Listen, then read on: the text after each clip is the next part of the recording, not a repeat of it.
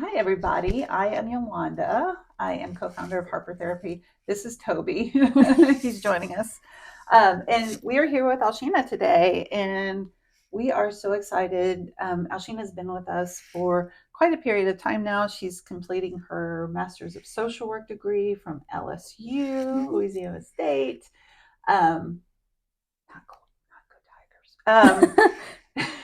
Just joking. Um, and we've been talking about really important conversation around our use of technology and social media, including TikTok, how that's impacting our society and our culture, and especially our teens and young adults. And today we're going to talk about how all of this influences our teens and young adults' self esteem and self image. Yeah, really important topic. So, Yes. So today we're going to talk about microtrends and how they affect, teens' sense of self. So right now for teens, it's a really important period for development, trying to figure themselves out, especially like amongst their peers. And social media can really affect that, both positively and negatively. But like one thing that's coming up is what's considered a microtrend. And a microtrend is basically a very hyper specific trend. So, like growing up, I'm sure we heard of like, oh, the different types of style, like goth, prep, jock, all those kind of things. But these micro trends go even deeper, even smaller. Okay. So they go more specific. Yes. So, like an example is coquette and ballet girls. Learn something new every day. Yes. So both of them have very similar themes to them. They're very girly. They're very bows, very pink, satin. That's the thing. But they're considered different aesthetics. And so you're like, okay, like sure, whatever, that's fine. But what they're like pushing is not just like clothes, it's a whole lifestyle and like how you're supposed to behave if you fall into this category. So it's not just, you like to buy pink clothes. It's like you're very feminine. You're supposed to act feminine. You only drink this. You only do these hobbies. And your personality should be demure or yes. And there's different like ones. Like there's another one. It's called Coconut Girl. She loves the beach. She loves the color blue. So things like that. So it very much pigeonholes someone into a specific look and a specific way of living and being. Exactly. Yeah.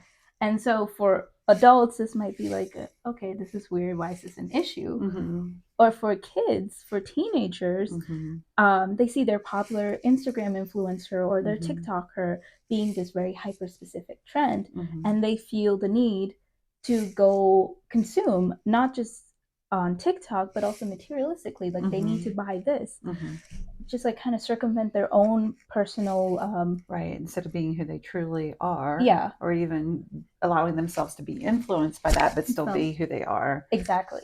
It's so hyper focused that until and unless they experience themselves to be that, they're not okay with what is actually. Yes. Like you're not popular enough, you don't look cool enough, you're not marketable, things like that. And with many trends, it's always fleeting. So you move on to the next and you have to find someone else that you can, be influenced by. And this can be damaging because it encourages teens to be not multifaceted and it's okay to have different hobbies, different interests and all. Yeah. It misses out on the complexity of who we are as humans. Yeah. Exactly. And most don't realize that these influencers, like it's mostly a facade. Like these people are not just having pink clothes. They're not just going to a library to study. Most of the times it's just for pictures, it's just for the aesthetic. But for adolescents, when they're still developing, they want to be just like them. So they think to achieve this certain lifestyle, they got to copy everything.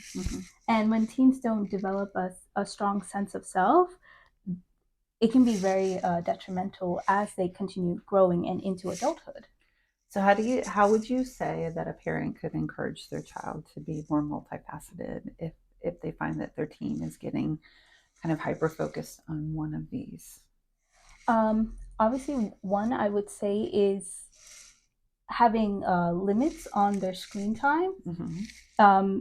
It requires a lot to get into these hyper like specific trends. It requires Mm-hmm. a lot of scrolling. It requires a lot of screen time. It requires a lot of scrolling until that's all your All social you media see, yes. is. Yeah. So maybe keeping like a time limit. Hey, we're gonna do this, Mm-hmm. and then of course teens most of the time they're gonna be like, hey mom, can we go to the store and Mm-hmm. buy things? You know, you Mm-hmm. want to Mm-hmm. probably put limits. You don't want to be like, okay, you can have whatever you Mm-hmm. want, Mm-hmm. and continue. Teach them the importance of spending properly, Mm-hmm.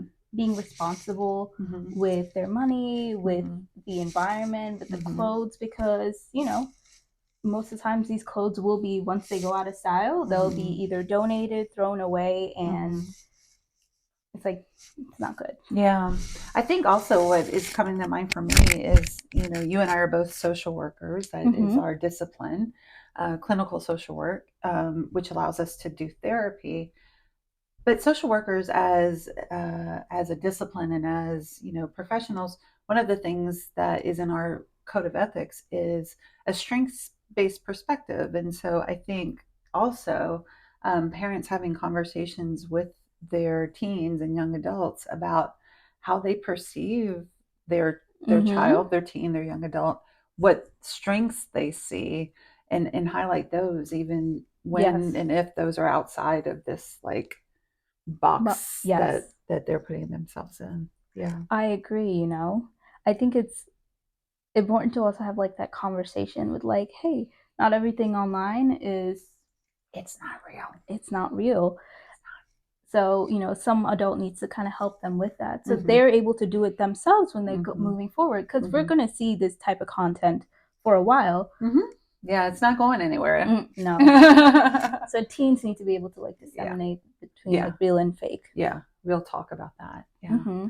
Well, thank you so much for bringing this really important conversation about technology and the internet and social media and TikTok to our community. And if you and your child and your young adult are struggling with some of these things that we talked about, struggling with self-diagnosis and balancing out, like Mm-hmm. what is kind of a normal part of being And human then versus something that's pathological. yes. We are here to help. We're here to help your teen and young adult get a better sense of who they are, as they individuate from their family of origin and try to figure out their place in the world. That's part of how therapy can help at that stage of life. Give us a call at 813-434-3639. We would be happy to set up a free consult for you to talk with Alshina, myself, one of our other therapists, about how we might be able to help you and your family. We hope that you have a great day. Thanks for joining us, and we'll see you soon. Bye.